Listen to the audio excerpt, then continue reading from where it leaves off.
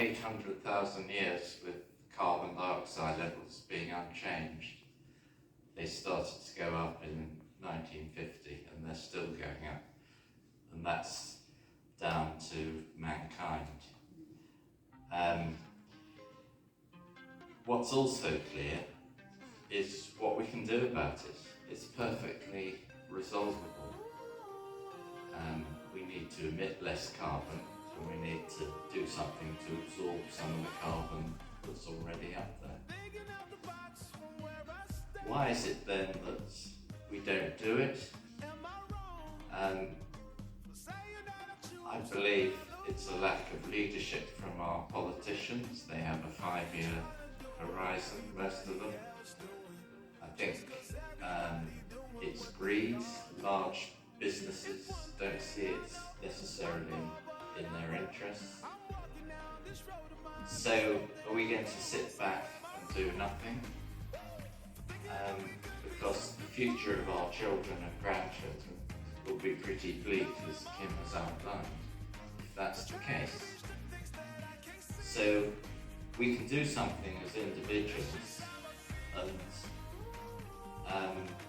we have a responsibility to do that, because if you eat anything, you put out carbon. If you go anywhere, you put out carbon. Unless you walk around stark naked, you're putting out carbon. So there's nothing wrong with putting out carbon. However, we can do something to absorb our carbon footprint. And despite all the talk of fancy technologies of floating mirrors in space and all the rest of it, the obvious, simple and only practical and affordable action we can take at the moment is to plant trees. So that's the best approach to absorb the carbon we're putting out. Obviously we want to reduce the carbon we put out and recycle and all the rest of it. That goes without saying. But buying an electric car, it'll take at least 10 years before the impact of making that car is offset by the reduction in emissions. So you're far better off planting a tree than buying an electric car. The best place to plant a tree is in the tropical regions, where they grow an awful lot faster than they do here.